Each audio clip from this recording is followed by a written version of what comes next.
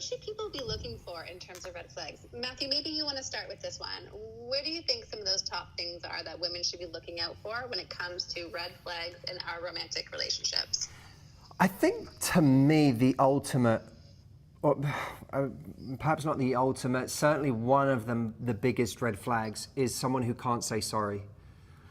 Oh, yes, that's a good one. I really believe that between two people who can acknowledge wrongs and take responsibility for them and apologize for them, I think that there's hope, and I think that there's progress that can be made and you can build on mistakes. But someone who is unwilling to even acknowledge that they did something wrong or acted poorly or selfishly or made a mistake, it's essentially an impossible person to build something sustainable with. You just hit it right at the start. That is such a big one. I think that this respect that we need in our relationships, and having humility and showing up with that is so important in building a strong and solid relationship. That is definitely a red flag to be looking out for. Yeah, I totally agree. I think it's like piggybacking kind of off of what Matthew said, but this sort of like closed offness to change, right? When we're with a partner who is like kind of this mentality of take me or leave me, this is who I am.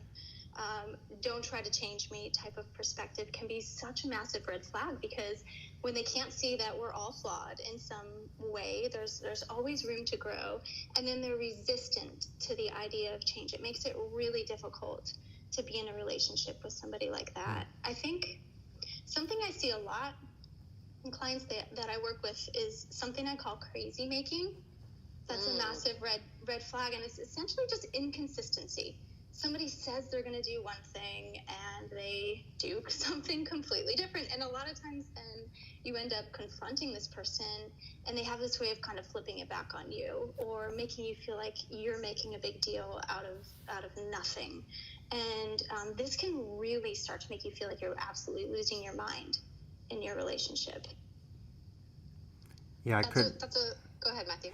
No, I couldn't agree more with that. I think that you highlighted two extraordinarily important things. One is someone who says they're going to do something and doesn't. And I really think that relationships, the entire basis for them is trust in the transaction. I hesitate to call it a transaction, but when I say I'm going to do something, you can trust that I'm going to do it. Or at the very least, if I don't do it, I acknowledge that I haven't done it. I don't pretend I never said that in the first place. I don't hope that you won't notice.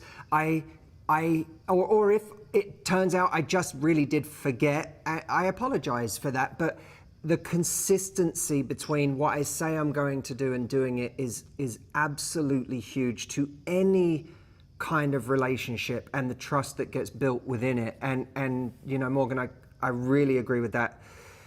The idea that someone makes you feel crazy for saying or thinking something. The basis of a strong relationship is vulnerability and humanity. And now there's a distinction to be made, because some people, I think, they do what I call dumping, which is when vulnerability may be, I'm not feeling very sexy right now. To say that to someone may be a vulnerable act, to admit that right now you're going through a chapter where you feel a little insecure. Saying that to someone 10 times a day is no longer an act of vulnerability. It's making someone else responsible for the way that you feel. And that's where, to me, it goes into what I call dumping. But to rewind, if when we're being vulnerable with someone about something that's affecting us, and they make us feel like an idiot for that, they make us feel embarrassed and ashamed and judged and whatever it may be, that is a really, really difficult thing, because the hardest thing in a relationship is to be vulnerable and to feel safe to be vulnerable. If when you're vulnerable, it's not rewarded, it's actually punished, that's a really hard thing to come back from, because you'll find yourself shutting down and departing from your real self. See, the trouble is when we're in a relationship, proximity is power. When someone is really close to us, they have a disproportionate influence on what we think and feel and believe. And that's, of course, very true of someone we're in a romantic relationship with, where we're spending an extraordinary amount of time with them and it's emotionally heightened, so they have a disproportionate amount of kind of emotional leverage in the situation.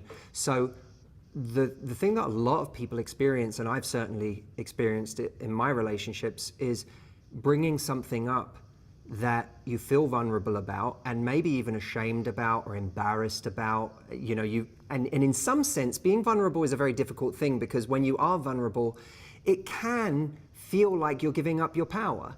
Even though being vulnerable is inherently a powerful thing, to be vulnerable and to admit weakness or to admit that you're afraid, it can feel like you're handing power to the other person. And when someone takes that and makes you feel embarrassed about it, or makes you feel stupid for even feeling that, it can be hard to know whether they're treating you poorly and to use a modern term, gaslighting you, or whether it's something that we need to hold true to because what we're saying is actually correct. And I think that's one of the reasons for having people close to you who you really trust, who outside of your romantic relationship, whose opinions you respect, who you can go to and talk to these people about these things.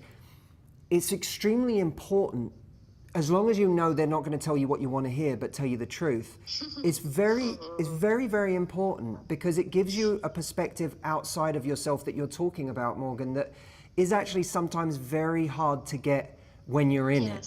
But if someone does embarrass you over something, even I would say this: vulnerability shouldn't be something that harms your relationship, even if you are wrong about the thing you're saying. So even if you're struggling with something, but it's not founded in anything real, and it turns out that what you were thinking about was really just in your head, you should still be around someone who doesn't make you feel like an idiot for feeling that way.